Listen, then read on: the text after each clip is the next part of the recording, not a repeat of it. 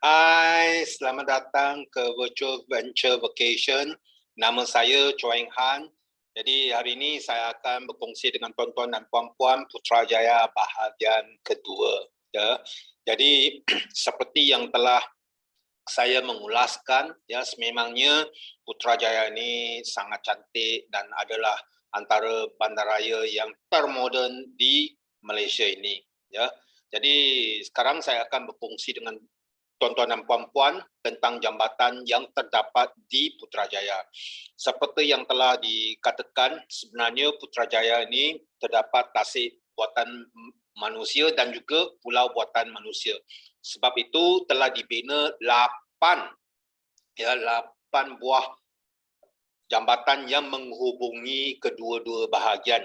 Ya, jadi seperti yang dilihat oleh tuan-tuan dan puan-puan sebenarnya ya di depan mata anda, ya, jambatan yang depan ini sebenarnya masih lagi belum digunakan, ya, tetapi ini adalah bukti di mana ya sememangnya perancangan di pusat pentadbiran ini sememangnya tersangat baik sekali. Ya, jadi jambatan ini sebenarnya adalah jambatan yang akan digunakan untuk monorail. Ya, jadi sememangnya sekarang ini masih lagi belum ada monorail ya di kereta api monorail di Putrajaya. Sebab itu ya jambatan ini dibina dahulu ya yang akan digunakan kemudian ya.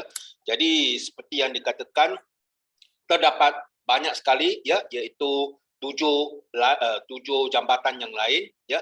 Antara jambatan yang paling cantik iaitu adalah Jambatan Putra yang terdapat di dataran Putra ya. Jadi selain daripada itu adalah Jambatan Sri Perdana di mana ya jikalau anda menghala tuju ke kediaman Perdana Menteri ya sudah pastinya akan melalui Jambatan Sri Perdana ini ya. Jadi ini adalah jambatan kedua. Jambatan ketiga adalah Jambatan Sri Bakti ya yang terdapat di utara Putrajaya ini. Jambatan Sri Setia ya. Jambatan Sri Gemilang. Jambatan Sri Gemilang ini sebenarnya lokasinya berada di depan PICC. Sudah pastinya ya, ini adalah jambatan yang agak cantik sekali ya. Jambatan Sri Bestari ya. Kemudiannya kita mempunyai Jambatan Sri Wawasan.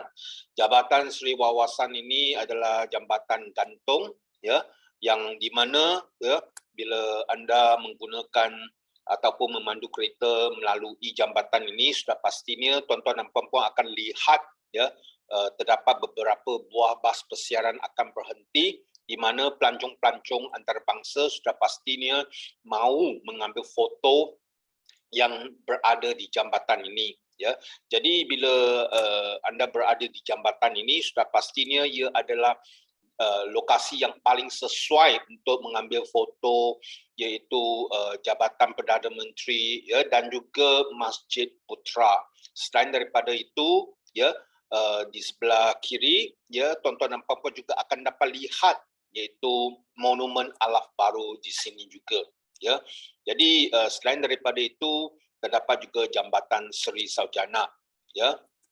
Dan ya selain daripada jambatan-jambatan yang terdapat di Putrajaya ini sudah pastinya ya keseluruhan bandaraya ini bertemakan bandaraya bertaman ya. Sebab itu keseluruhan Putrajaya mempunyai 13 taman di Putrajaya. Jadi antara taman yang paling terkenal di sini adalah Taman Botani yang bersebelahan dengan Jabatan Perdana Menteri ya. Taman Botani ini pada sebelah petang sudah pastinya tuan-tuan dan puan-puan akan lihat banyak sekali orang-orang tempatan beriadah ataupun berjoging di Taman Botani. Dan selain daripada itu ya terdapat juga Taman Putra Perdana. Taman Putra Perdana dan juga Taman Botani ini sebenarnya terletak di Pulau Manusia ini, ya, ataupun precinct 1 hingga precinct 5. Dan di Putra Perdana ini terdapat juga mercu tanda di mana, ya, sebenarnya lokasi ini juga telah ditanamkan satu surat yang telah ditulis oleh Tun Dr. Mahathir, yang di mana sebenarnya dirancang akan dibacakan pada tahun 2020. Tetapi sehingga ke hari ini, surat ini masih lagi, ya, belum dibuka dan dibacakan. Ini, ya, adalah kerana sudah pastinya, ya, kerana Tun Dr. Mahathir masih hidup sehingga ke hari ini, ya. Selain daripada itu, ya, taman yang juga ramai orang-orang tempatan akan pergi beriadah adalah Taman Rimba Alam, di mana tuan-tuan dan puan-puan juga akan kadang-kadang lihat orang-orang berkuda di sini juga, ya. Selain daripada itu, jika tuan-tuan dan puan-puan mahu, ya, membawa anak-anak untuk membelajar ataupun menimba ilmu, ini adalah salah satu tempat yang amat baik, di mana Taman Warisan Pertanian, ya. Selain daripada itu, ya, terdapat juga lagi satu taman, iaitu Taman Rekreasi Wawasan, ya. Dan untuk jikalau orang-orang yang ingin, ya, bersukan, ya, taman kompleks ini merupakan seakan macam taman, ya, sebenarnya adalah kompleks sukan taman pancarona. Selain daripada itu, ya, terdapat juga Taman Selatan. Sebenarnya Taman Selatan ini adalah tanah perkuburan di mana keseluruhan kaum-kaum Malaysia ini ataupun yang pelbagai bangsa dan agama bertumpu di Taman Selatan ini. Bersebelahannya adalah Taman Cabaran, di mana jikalau tuan-tuan dan puan-puan inginkan sukan-sukan yang bercabaran, ini adalah tempatnya, ya. Dan di bahagian utara pulau ini, ya, bila tuan-tuan dan puan-puan berada di sini, ya, di taman ini, ianya umpama tuan-tuan dan puan-puan telah berada di taman di luar negara, ya. Sememangnya, ya, kawasan ini berhijauan sekali, ya. Selain daripada itu, Taman Wetlands, ya, iaitu wetlands manusia yang paling berjaya, ya, di sini, ya, iaitu yang di sebelah bahagian utara juga, ya.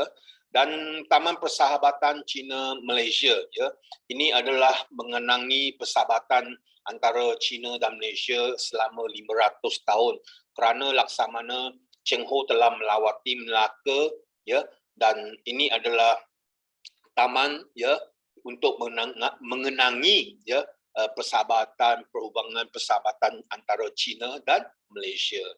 Jadi oleh kerana pusat bandaraya ini seperti yang telah saya katakan, ya, jalan rayanya juga sangat luas, di mana, ya, untuk lebih senang bila mahu menganjurkan pelbagai jenis perayaan di sini. Jadi antara perayaan yang paling berjaya adalah perayaan cahaya dan pergerakan. Jadi jikalau tuan-tuan dan puan-puan ingin, ya, melawat tempat ini pada penghujungan tahun, iaitu pada 31 hari bulan Disember hingga 3 hari bulan Januari, ini adalah satu-satunya di mana Istana Kehakiman, iaitu di depan saja Putrajaya Corporation, ya, ianya mempunyai persembahan pemetaan pencahayaan mega, iaitu pada setiap hari pada pukul jam 9, ya. Dan pada 31 hari bulan juga tengah malam, ya, terdapat juga bunga api pada tahun baru, ya. Selain daripada itu, setiap tahun juga ada dianjurkan Royal Floria Putrajaya, ya. Jadi lokasinya adalah di Taman Botani, ya, setiap pertengahan bulan Ogos, ya. Jadi sudah pasti tuan-tuan dan puan-puan harus membeli tiket untuk mengunjungi tempat ini, ya. Sempena perayaan Royal Floria ini juga dianjurkan Magic of the Night, ya, di mana sebenarnya setiap negeri-negeri Malaysia, ya, di ini akan juga, ya, akan memasuki pertandingan Magic of the Night ini, ya. bukan sahaja kerajaan negeri-negeri tempatan, terdapat juga ya syarikat-syarikat yang besar di Malaysia ini juga ya akan mempunyai kapal-kapal layar yang mereka bentuk pelbagai cahaya dan bunga-bunga ya yang cantik yang akan ya dimasukkan dalam pertandingan ini agar dipilih ya yang mana satu yang akan paling cantik sekali ya. Jadi sudah pastinya bila waktu malam Magic of the Night ini di tasik buatan ini akan menjadi berwarna-warni oleh tema-tema kecantikan ini. Jadi selain daripada itu terdapat satu perayaan iaitu perayaan belok udara panas. Sewaktu ini juga ya tuan-tuan dan puan-puan akan lihat pelbagai jenis reka bentuk belok udara panas yang berwarna-warni di Putrajaya juga ya. Jadi setiap tahun ya upacara ini akan diadakan pada pertengahan Mac iaitu di Precinct 2 ya. Selain daripada itu setiap tahun apabila orang-orang Malaysia merayakan Hari Merdeka ataupun apabila terdapat pembarisan kemerdekaan sudah pastinya akan diadakan di Putrajaya juga ya. Okey, sekarang ni sudah pastinya oleh kerana Putrajaya ni terdapat banyak sekali tempat-tempat pelancongan. Jadi soalan cepu emas tu ya soalan lazim ya di manakah tuan-tuan dan puan-puan harus melawat tempat-tempat unik di Putrajaya ini. Jadi sudah pastinya ya saya akan ya berkongsi dengan tuan-tuan dan puan-puan cara yang paling baik untuk melawat keseluruhan Putrajaya ini adalah melalui basikal. Sebenarnya ya tuan-tuan dan puan-puan ya basikal ni boleh disewa terutamanya di kawasan pinggir tepi tasik iaitu yang berada di Masjid Putra ini ya. Jadi jikalau tuan-tuan dan puan-puan berbasikal sudah pastinya tuan-tuan dan puan-puan boleh berbasikal daripada Jabatan Perdana Menteri sehingga ke PICC ya iaitu melewati atau melawati keseluruhan Jalan Raya Putrajaya Boulevard ini ya sepanjang 4.2 kilometer sebenarnya ya. Jadi antara tempat yang keseluruhan tempat ni saya bagikannya kepada 3 bahagian ya. Jadi yang bahagian pertama tuan-tuan dan puan-puan harus melawatnya adalah Dataran Putra di mana Dataran Putra mempunyai Perdana Putra iaitu Jabatan Perdana Menteri. Kemudiannya Masjid Putra. Sudah pastinya ya Masjid Putra ini boleh masuk ke dalam, boleh dilawati. Bagi orang-orang bukan Islam sudah pasti ya tuan-tuan dan puan-puan boleh lawat ke dalam sewaktu orang-orang Islam tidak bersembahyang ya. Dan selain daripada itu ya di depan Putra juga mempunyai Dataran Putra ini ya dan juga Jabatan Putra ya. Jadi sewaktu tuan-tuan dan puan-puan berada di Dataran Putra jangan lupa ke suk ya. Sebenarnya suk ni adalah di bawah ya ataupun bersebelahan tepi berpinggiran dengan tasik itu ya. Jadi tasik di tepi tasik ni sebenarnya mempunyai restoran-restoran pelbagai jenis. Ramai sekali orang-orang tempatan suka ke tempat ini ya untuk mencuba makanan-makanan orang-orang Hindu Islam iaitu roti canai dan juga kari-karinya ya. Selain daripada itu ya mungkin tuan-tuan dan puan-puan juga boleh berkayuh basikal ke Jambatan Seri Wawasan ya. Ianya lebih kurang 15 minit daripada Jabatan Perdana Menteri ya. Dan bahagian kedua iaitu adalah ke Putrajaya Corporation ya.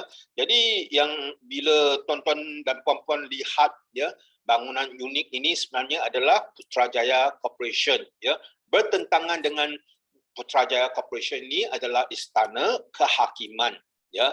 Dan selain daripada itu di belakang Putrajaya Corporation adalah Masjid Tuanku Mizan Zainal Abidin dan bersebelahan dengan Masjid besi ini adalah Jabatan Kemajuan Islam Malaysia ya.